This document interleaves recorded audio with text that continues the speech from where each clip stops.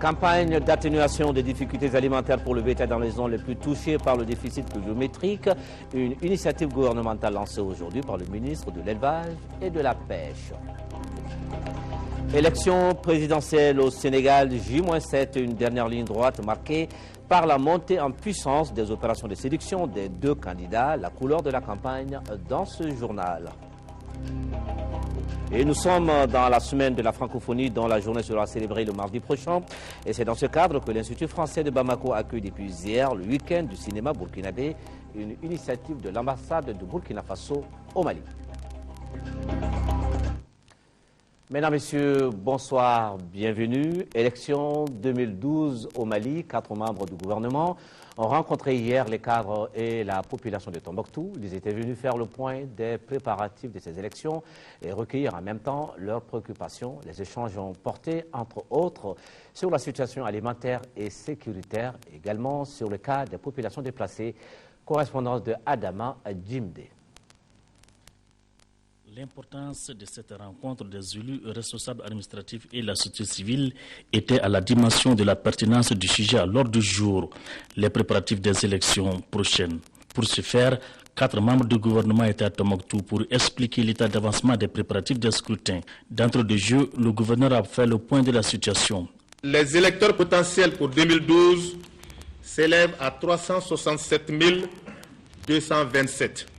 Puis après, nous avons procédé à la configuration des bureaux de vote sur instruction du département de l'administration territoriale et des collectivités locales. Et le nombre total des bureaux de vote s'élève à 1333. Le général Kafougouna Koné, sans dévoiler sa stratégie, a réaffirmé que toutes les dispositions seront prises pour sécuriser ces élections. S'agissant des élections des conseillers communaux, des mesures particulières sont en cours. Pour que ces élections se passent dans les meilleures conditions et que tous les candidats soient dans les mêmes conditions, nous avons imaginé à ce que ces élections qui doivent se faire normalement au niveau des cercles, en raison d'un bureau de vote par cercle, nous avons dit pourquoi ne pas mener les bureaux de cercle au niveau des régions. Et pour cela, nous avons dit, bon, il faudra que nous partageons avec les partis politiques ainsi que les candidats indépendants.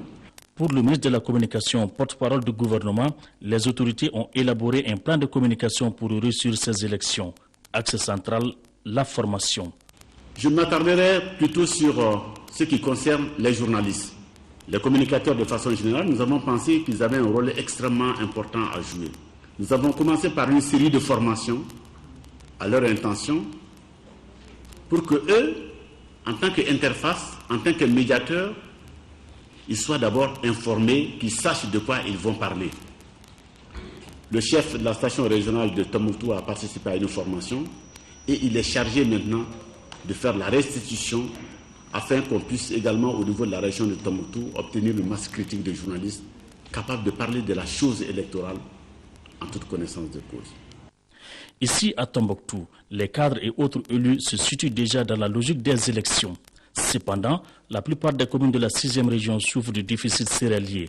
Elles ont tenu à le notifier aux missionnaires afin qu'ils accélèrent le ravitaillement des populations en vivres. La situation était déjà difficile dans plusieurs de nos communes qui ont enregistré cette année un déficit alimentaire, ce qui a amené le gouvernement, sur instruction du président de la République, à entreprendre une distribution gratuite de céréales. La région de Tombouctou est concernée par ce programme. Il a été aussi question de la révision constitutionnelle. Ce projet comporte des amendements qui font l'objet de 105 articles.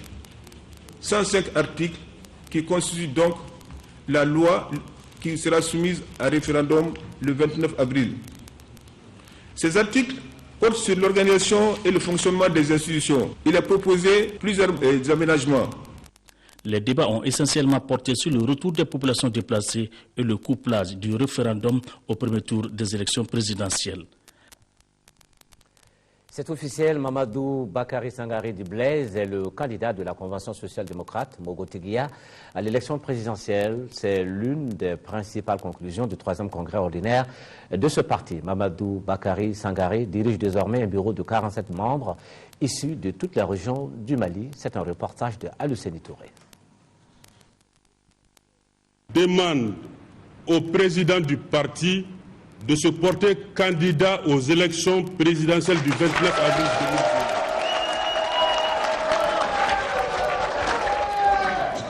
2020. Comme on pouvait s'y attendre, la Convention social-démocrate vient de désigner son porte-drapeau pour l'élection présidentielle d'avril prochain. C'est à l'issue du 3e congrès ordinaire de ce parti. Le désormais candidat désigné dit mesurer le poids du défi à relever. Je vous fais le serment que je ne ménagerai aucun effort humain, matériel, physique, mental ou financier pour vous amener au moins dans le peloton de tête pour que vous promeniez la tête haute. Je vous dis que déjà la CDS a gagné. La CDS a gagné le combat de la solidité, de la fidélité, de la loyauté et de la représentativité. Et je sais que d'abord la vraie capacité, c'est la capacité humaine. Vous avez beau avoir de la ressource naturelle, vous avez beau avoir de la ressource énergétique, c'est l'intelligence qui travaille, c'est la capacité qui est mise en service. Et nous sommes des hommes et des femmes capables. Et je me dis que vous me verrez toujours devant. La CDS Mogo-Tigya, qui participe pour la 3e fois de son histoire à une élection présidentielle, assure avoir les arguments de sa politique. Nous pensons que quand tu participes pour une première fois, tu peux manquer d'expérience. Plutôt le parti était très jeune. Mais nous pensons qu'en 2012, la CDS, la Convention social-démocrate, a atteint son stade de maturité. Parce que nous avons compris que nous sommes restés un parti constant.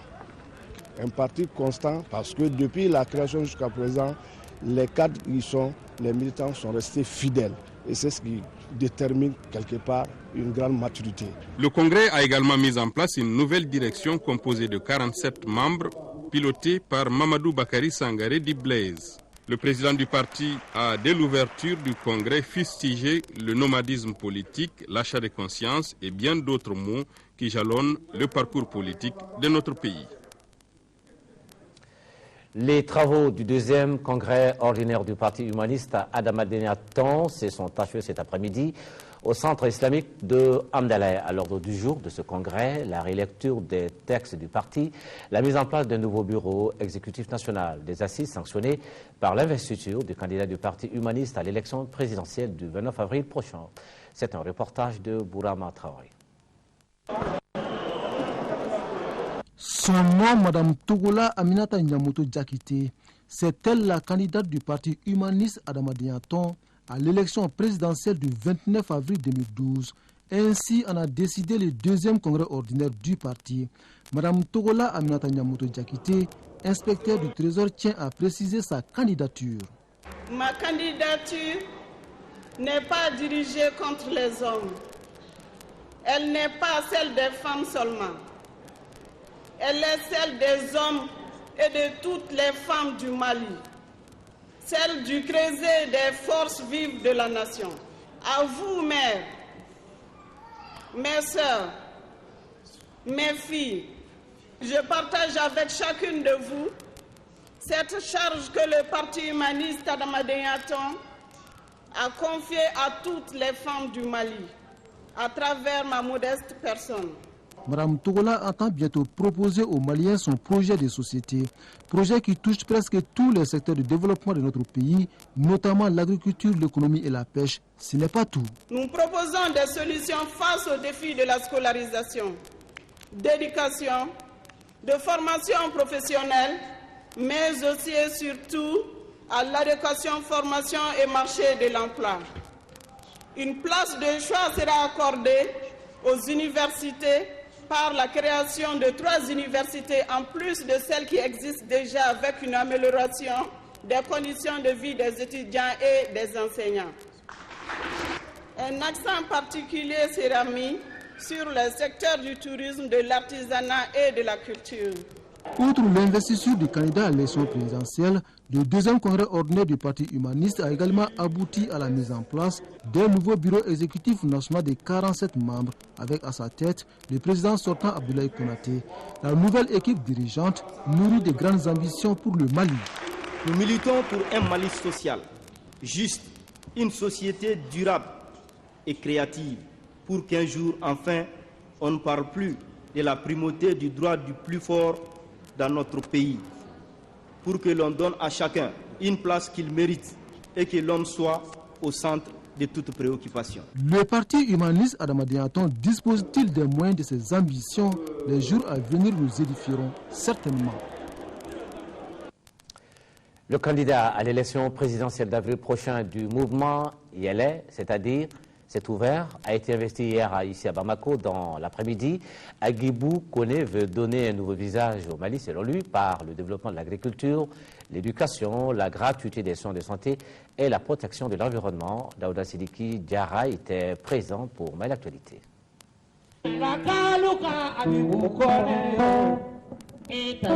Faire du Mali un pays économiquement prospère, socialement apaisé et culturellement fier, voilà le défi que le candidat du mouvement YELE, c'est-à-dire C'est ouvert, s'engage à relever s'il est élu président de la République en avril prochain. Quand je serai président, personne ne payera quoi que ce soit dans les hôpitaux du Mali. On ne verra plus l'argent dans les hôpitaux ni dans les centres de santé du Mali. Quand je serai président, chaque village, sous le contrôle des anciens États, va faire en sorte pour qu'ils puissent disposer des retenues d'eau pour la saison sèche et même pour la saison des pluies. Parce qu'il faut développer l'agriculture, il faut développer l'élevage et nous avons besoin de l'eau pour l'agriculture et l'élevage comme pour la pêche. Le candidat qui vient d'être investi aura pour tâche de moderniser les systèmes éducatifs et d'améliorer la qualité de l'habitat dans les zones rurales.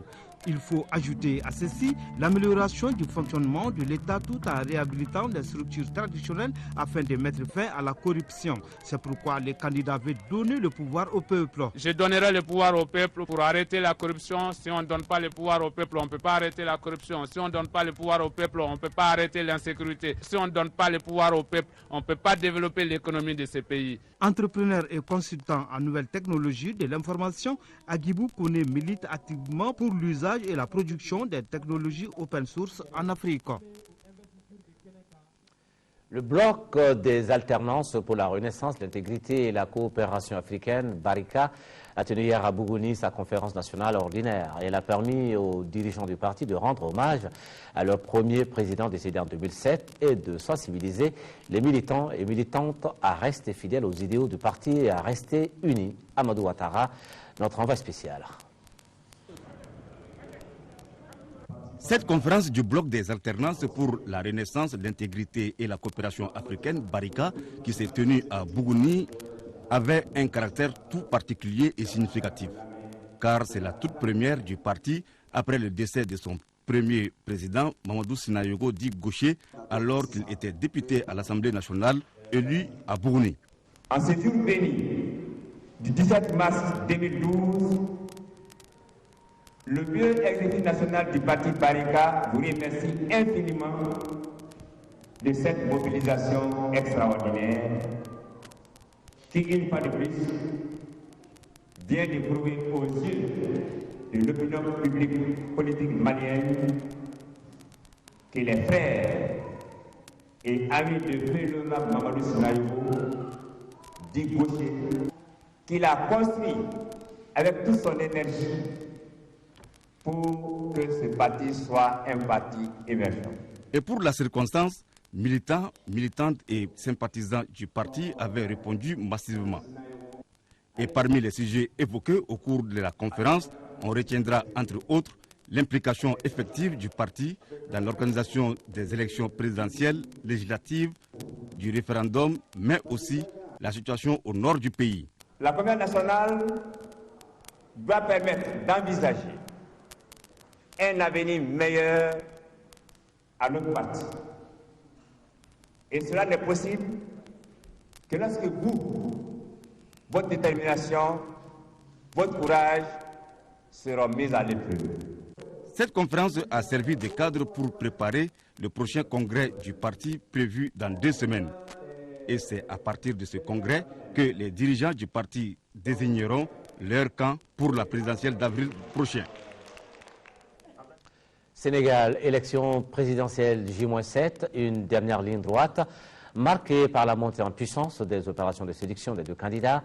Un fauteuil pour 2 prétendants qui ont une semaine devant eux pour convaincre les électeurs de ce 2e tour.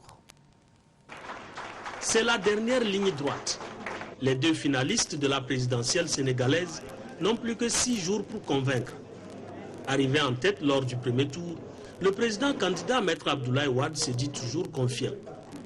Les partis qui n'ont pas pu aller à l'élection, leurs capitaines, leurs généraux, le commandant, les généraux et tous, se sont retournés, c'est l'AFP, le PS, réunis, ils viennent vers nous à tous les niveaux, à la base, au niveau des départements, des régions, au niveau national, pour dire nous, on ne suit pas ce que disent les états-majors là-bas, nous, on vote pour vous. C'est le même son de cloche du côté de son adversaire. Macky Sall, qui bénéficie du soutien de tous les candidats malheureux du premier tour, croit également en sa victoire au soir du dimanche 25 mars prochain. Le désir de changement des Sénégalais me donne la victoire au second tour. Je pense plutôt que c'est le président sortant, le président Wade, qui m'appellera à l'image du président Diouf pour me féliciter et ce sera à son honneur. La campagne pour le 2e tour bat son plein. Après un démarrage timide, elle est de plus en plus émaillée par la violence. On a vu effectivement quelques problèmes dans les derniers jours.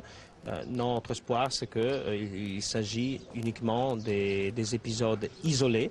Il reste encore 1 semaine de campagne électorale, donc on espère vraiment de revenir à cette situation de calme et tranquillité qui a caractérisé les débuts de la campagne du second tour.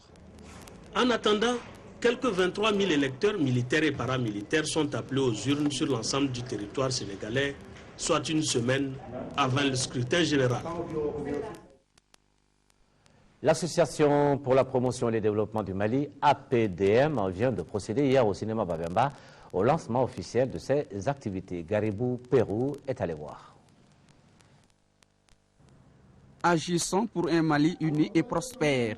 Voilà les slogans des membres de l'APDM venus de tous les coins du pays. Après l'hymne national exécuté par 10 jeunes filles, a suivi l'observation d'1 minute de silence à la mémoire de tous les braves fils du Mali tombés sous le champ d'honneur. Tous les moyens sont bons pour arriver à l'essentiel, affirme le président de l'APDM.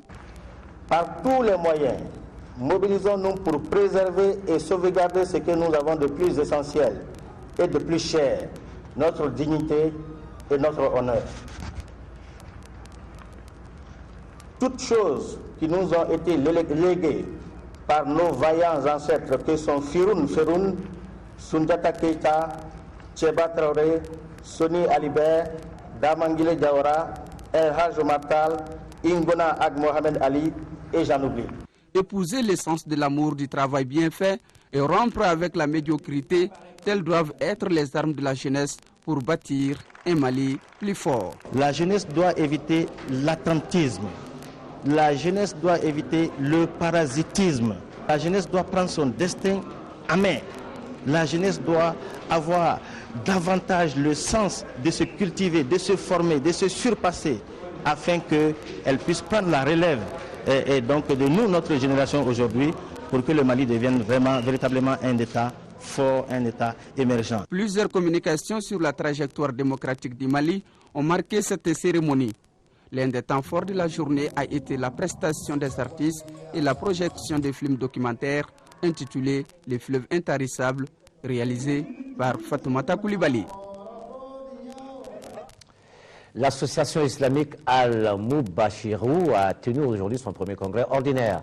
Au menu de la rencontre, la rélecture des statuts et règlements de l'association, le renouvellement du bureau et les orientations pour le nouveau mandat. Djemba Moussa Konaté.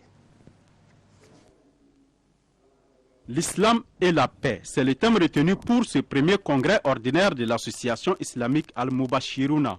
Au cours de cette rencontre, les fidèles musulmans ont prié et fait des bénédictions pour le retour de la paix dans le nord du Mali. Ce congrès a été également l'occasion pour les membres de l'association Al-Moubachiruna de faire le bilan des activités réalisées de 2007 à 2011 et de se fixer des orientations pour le nouveau mandat. Majoritairement constitué de femmes, cette association musulmane œuvre pour la stabilité et la sauvegarde des intérêts supérieurs de l'islam en vue de sa consolidation et de son épanouissement.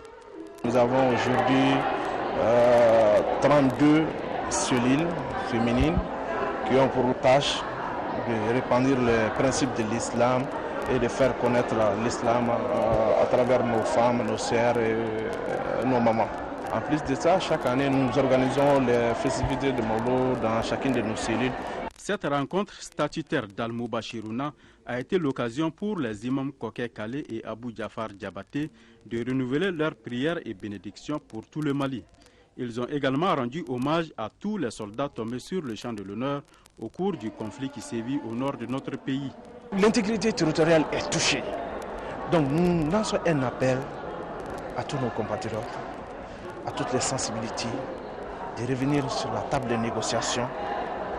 Vraiment, nous prions Allah afin que ce pays retrouve sa paix, sa dignité, sa fraternité et surtout préserve son intégrité territoriale. À la fin des travaux, Ousmane Traoré a été reconduit à la tête de l'association pour un nouveau mandat de 2 ans. Il place son mandat dans la continuité des actions déjà entreprises dans le cadre du renforcement des capacités des musulmans pour la bonne compréhension de l'islam et celui des liens de coopération avec les autres organisations religieuses. Le ministre de l'Élevage et de la Pêche vient de lancer la campagne du plan d'urgence d'atténuation des difficultés alimentaires du bétail et d'appui aux pêcheurs, une initiative gouvernementale lancée aujourd'hui par le ministre de l'Élevage et de la Pêche qui vise le cheptel dans les zones les plus touchées par le déficit pluviométrique. Cette année, plus de 14 500 tonnes d'aliments bétail, plus de 3 millions d'alevins et 10 tonnes d'aliments poissons seront distribués. Les communes de la bande du Sahel, des régions de Caille, Koulikoro et celles de la zone inondée de Mopti sont concernées par ce plan d'urgence. Adama Tangara. Cette campagne pastorale et halieutique qui vient d'être lancée entre dans le cadre du plan d'urgence d'atténuation des difficultés alimentaires du bétail et d'appui aux pêcheurs par le gouvernement. Ainsi, le volet du plan d'urgence comprend l'achat d'alevins et aliments poissons pour un montant de 1 milliard de francs CFA, l'achat de 14 500 tonnes d'aliments bétail et de pierres à lécher pour un montant de 3 milliards de francs CFA. Il couvre les communes de la bande du Sahel des régions de Caille, Koulikoro et celles de la zone inondée de Mopti. Plus de 100 communes classées à risque de difficultés alimentaires sont concernées par cette campagne. Et cette opération a pu démarrer sur le financement Fonds national. L'ambition était plus grande au départ, malheureusement, on n'a pas pu tout développer comme nous l'avons voulu. Je remercie les partenaires au développement, notamment l'ambassadeur du Royaume de Belgique ici présent. Il y a d'autres pays comme la Suisse, comme l'Arabie Saoudite, la Banque mondiale, des institutions l'UEMOA qui ont réagi à nos requêtes. Les bénéficiaires ne pouvaient que se réjouir de ce geste du gouvernement combien salutaire pour les éleveurs et les pêcheurs. Je remercie pour l'alerte et pour la diligence du don. Et nous pensons que ça vient bien à propos. La répartition se fera comme ça a été convenu. La Banque of Africa est vraiment disposée à mettre des appuis financiers donc, pour des projets allant dans le sens du développement agricole et pour aller un peu plus vers du développement économique du pays. Donc on encourage vivement ce type de projet.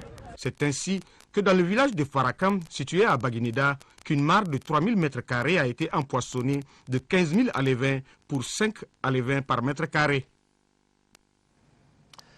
Pana, village de la commune rurale de Wélé-Sébougou, dispose désormais de 3 nouvelles salles de classe pour ses 140 élèves, entièrement financées par l'ANICT à hauteur de 30 millions de francs CFA.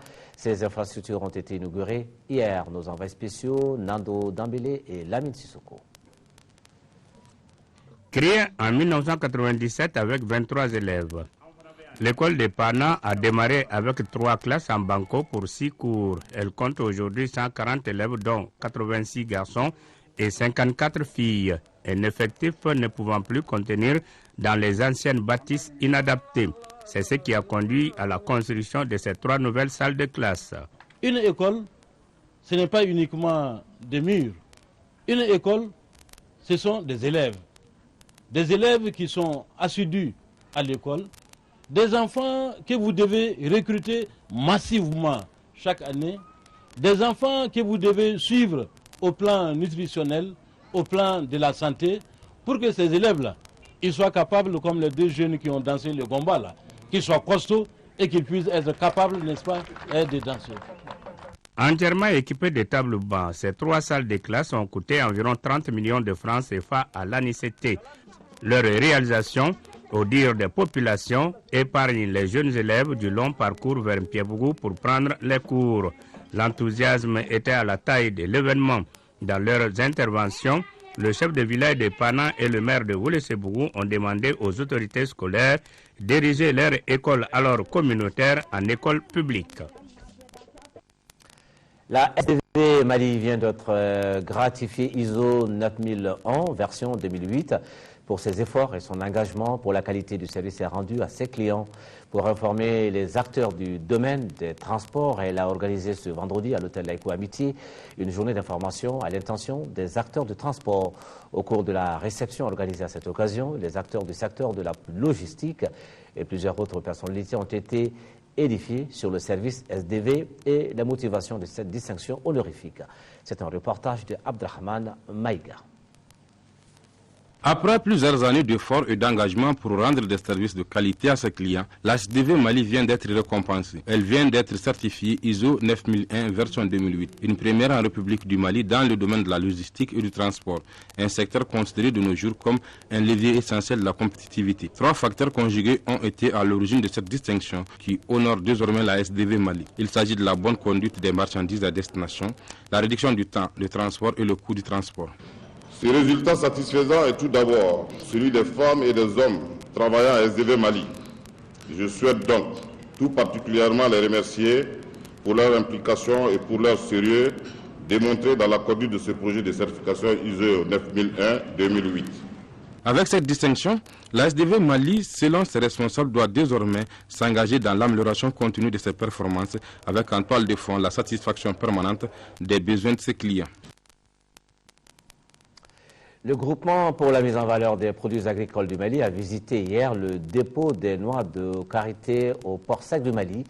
L'objectif de cette visite était de sensibiliser les acteurs de la filière karité, les producteurs, mais également les autorités sur les défis qui se posent à la filière, au nombre desquels le manque d'usines de transformation dans notre pays. À ce jour, le Mali exporte plus de 50 000 tonnes de karité. Youssou Diakité.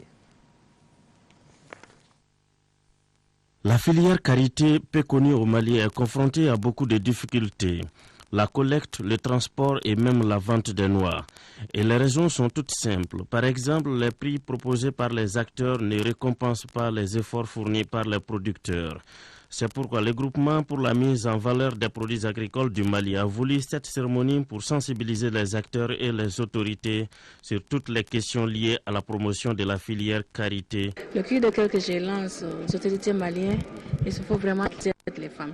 Matériellement, quand je parle de matériellement, c'est des charrettes, des bassines, des bâches, des magasins de stockage, pour que ces femmes puissent produire de bonnes qualités de noix et que nous, les acheteurs, on puisse acheter. La demande que nos acheteurs veulent acheter par an, c'est plus de 20 000 tonnes. Cette année, on n'a même pas pu faire 5 000 tonnes. Malgré la volonté des producteurs, les défis se posent à la filière karité, notamment la coupe de l'arbre en question par les populations rurales. Je sais qu'il y a d'autres départements qui sont en train de mener des actions par rapport à ça, la sensibilisation et autres, vraiment pour qu'il y ait moins de coûts par rapport à cette espèce effectivement qui est menacée. Et nous, les femmes, nous déplorons vraiment cette situation. AAK, une société danoise qui est le premier client du Mali, a émis cette année une demande de 20 000 tonnes, mais le Mali n'a pu fournir que 6 000. Une situation à revoir.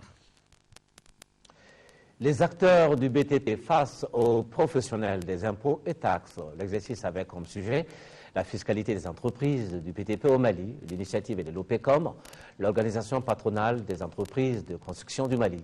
Il s'agissait pour les deux parties d'aplanir les difficultés par le biais de l'information avec une mise à niveau des acteurs du BTP sur leurs obligations mais également sur leurs avantages dans le domaine du fisc. La conférence s'est tenue hier au CNPM. Là-dessus, un commentaire de Aïssata Ibrahim Maïga. L'initiative est une première et elle s'inscrit dans le programme de formation et d'information des membres de l'OPECOM, l'organisation patronale des entreprises de construction du Mali. Et pour une fois, agents du fisc et entrepreneurs du BTP se rencontrent pour débattre d'un sujet, la fiscalité malienne des entreprises du BTP.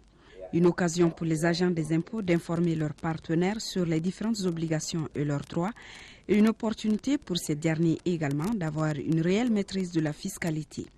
Une démarche qui s'impose au secteur du BTP malien, désormais installé dans une logique de modernisme et de performance. Cela permettra, j'en suis sûr, une mise à niveau des professionnels du BTP sur des sujets comme le contentieux fiscal, les droits d'enregistrement, les impôts directs et indirects, etc. Opportunité de maîtrise de la chose fiscale, de mise à niveau des acteurs, ce premier rendez-vous ouvre désormais la voie à un partenariat franc entre les services des impôts et les entreprises BTP au profit de l'économie malienne. Il est d'une vérité partagée que quand le bâtiment va, tout va. Au même titre, je dirais, quand le civisme fiscal va, tout va pour un pays. Et quoi de plus rassurant dans ce sens que de voir un des maillons très importants de contributeurs, qui sont les entrepreneurs du BTP, organiser une conférence pour mieux comprendre la fiscalité qui leur est applicable. C'est une école pour nous d'apprendre, de savoir réellement ce que c'est la fiscalité, parce qu'en réalité, tout le problème de l'entrepreneuriat au Mali, c'est vraiment les fiscs. Et souvent, on voit qu'on est doublement taxé sans connaître les raisons. Donc si l'OPECOM a eu l'initiative d'en créer une telle conférence, on ne peut que nous en réjouir. Ce que je préconise, qu'on multiplie ces genres de conférences, qu'on vulgarise ce que l'impôt veut, pour comprendre aux entrepreneurs ce qu'ils doivent faire aussi. Puisque ce n'est pas seulement des obligations qu'on a, on a des droits aussi qu'on doit réclamer. Alors, les difficultés ainsi aplanies, impôts et BTP reprennent ensemble le chemin pour une conduite plus transparente et efficace des affaires. La culture avec l'Institut français du Mali qui accueille depuis hier le week-end du cinéma burkinabé. L'événement qui s'inscrit dans le cadre des journées de la francophonie est une initiative de l'ambassade du Burkina Faso au Mali. Ce rendez-vous des cinéphiles est meublé par les œuvres de deux réalisateurs burkinabés qui proposent leur production au public malien. Le fauteuil, c'est le titre du premier film projeté à l'ouverture de la cérémonie présidée par le ministre de la Culture, Aman Niang, en présence de plusieurs autres personnalités, dont l'ambassadeur du Burkina Faso. C'est un reportage de Modibo Soirée. Les journées de la francophonie font leur cinéma à l'Institut français du Mali. C'est l'occasion de mettre en lumière deux réalisateurs du Burkina Faso avec un week-end consacré à leurs films. Pendant 3 jours, le public malien pourra découvrir 4 œuvres cinématographiques de Missa Ebié et de Boubacar Diallo. Ce week-end du cinéma burkinabé se veut la contribution de l'ambassade du Burkina Faso au Mali aux différentes activités des journées de la francophonie édition 2012 dans notre pays. C'est précisément dans le domaine du 7e art que nous avons voulu apporter la modeste contribution du Burkina Faso à cette semaine à travers donc la projection de 4 films. Les 4 films mettent en lumière la réalité sociale. L'ouverture de ce week-end du cinéma burkinabé à l'ex-CCF de Bamako a été marquée par la projection d'un film intitulé Le fauteuil du réalisateur Moussa Ebié, une fiction de 90 minutes qui fait honneur à la femme africaine et dont le rôle principal est joué par une certaine Nora Kafando, Madame Ouedraogo, dans le film. Celle-ci accède à un poste de responsabilité, notamment directrice générale d'une société minière. Malgré-moi, mais c'est la dernière fois. En attendant, je veux que vous mettiez fin à vos intrigues. Depuis lors, je n'ai pas de bureau. Qu'est-ce que je fais? Commencez par ramener l'autre véhicule. C'est le dernier avertissement. Le reste, on verra. Depuis cette nomination, l'enfer se déchaîne entre un mari jaloux, des enfants délaissés et exposés, un personnel réfractaire à tout changement. Bref, la nouvelle directrice doit également supporter les préjugés sociaux et concilier ses obligations de patronne et d'épouse. Notre pays a besoin d'investisseurs étrangers pour booster son économie. J'ai examiné votre projet. Il a un caractère social fort et sera source de devises pour notre pays. Ce n'est pas le lieu de faire des discours, c'est surtout saluer simplement cette belle aventure de ceux qui ont initié donc la célébration de la francophonie, parce que ça aussi, ça nous permet de faire valoir notre diversité culturelle dans ce village planétaire. Je pense qu'il est important de lancer un appel à vous tous de participer pleinement à cette semaine de la francophonie pour qu'ensemble on puisse porter haut, en tout cas, le message de la francophonie à travers le monde entier. Le week-end du cinéma burkinabé fermera ses portes ce dimanche à l'Institut français du Mali avec la projection d'un film intitulé Julie et Roméo. Et on va boucler cette édition avec le sport, le football, 15e journée, championnat national de Ligue 1. Le Djoliba AC a dominé cet après-midi le Nianan de Koulikoro par le score de 4-1 et termine la première partie du championnat à la tête du classement. Son poursuivant immédiat, le Stade Mali de Mako, lui a été tenu en échec par le CS d'Ouolofla, 0 partout. Les 11 créateurs ont gagné à Sekasso 1-0 devant le Stade malien. Hier, l'ASCO a battu la Gendarme par le score de 2-1, tandis que les COB et l'AS Bakary Djan se sont quittés sur le nul, 0 partout.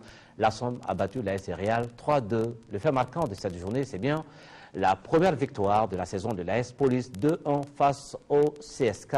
Le résumé de ce dernier match avec Al Jumatina.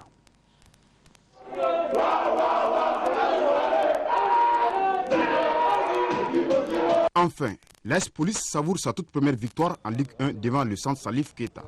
Il a fallu attendre la 15e journée, soit 1360 minutes de patience et la 31e minute face au CSK pour vaincre le signe indien. Dans les toutes premières minutes du match, les prémices d'un éventuel exploit se dessinent pour la lanterne rouge. À la 3e minute, le portier du CSK, Alassane Diallo, est victime de sa propre naïveté, marquant du coup contre son camp. De quoi raviver les porteurs d'uniforme assoiffés de succès. À la demi-heure, ils inscrivent un second but par Moriba Bagayogo. C'est fort de cet avantage de 2-0 que les hommes en noir et blanc partent à la mi-temps, malgré une énorme occasion qui aurait pu permettre aux centristes de réduire le score. À la reprise, la pression se déplace dans le camp des policiers lorsque les Boys réussissent la réduction du score à la 53e minute suite à un but contre son camp de l'AS Police. Mais tout se passera finalement bien pour les policiers qui ne lâcheront pas prise en maintenant leur acquis. L'association sportive olympique de Misra a retrouvé le moral au compte de cette 15e journée face à l'AS Real de Bamako. Une défaite de plus qui enfonce davantage les Scorpions de Bamako, un des porte-étendards du Mali en Coupe CAF cette année. Déjà à la 9e minute, Isaac Tanou ouvre le score pour l'équipe de Misra. 30 minutes plus tard, soit à la 39e, le Real égalise par Aziz Amadou, ce qui régaillardit les hommes de Mamoudou Kane avant la pause. D'autant plus que des retours, ils prennent l'avantage à la 50e minute par Nico Dao. Visiblement heureux avec ses quelques pas de danse, le coach des Scorpions savourira une joie éphémère, puisqu'à la 55e minute, la Somme en orange rétablit la parité par Suleiman Dambeli, puis prend de l'avance à la 63e minute avec le 3e but marqué par Lassana Diarra. 3-2 au coup de sifflet final pour la Somme, qui se réjouit d'avoir réalisé une première partie honorable de Ligue 1. A noter que cette 15e journée marque la fin de la phase allée du championnat national.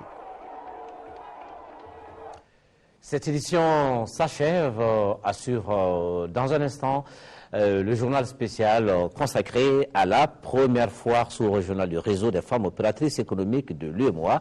Une présentation de Assata Ibrahim Maïga avec toute son équipe. Et puis, à suivre dans nos programmes ce soir, l'émission Questions d'actualité et que nous vous proposons en rediffusion, un débat sur l'émergence politique des femmes au Mali, un débat organisé en partenariat avec le Centre malien pour le dialogue interparti et la démocratie. Et les invités de cette émission sont essentiellement des femmes, des partis politiques et des associations et ONG féminine. Question d'actualité, c'est tout à l'heure donc, aux alentours de 21h30 avec Niaza Koulibaly pour le journal demain, 10h-13h, Aïssata Ibrahim Maïga. 18h-20h, Ndeye Sissoko. Merci, bonsoir.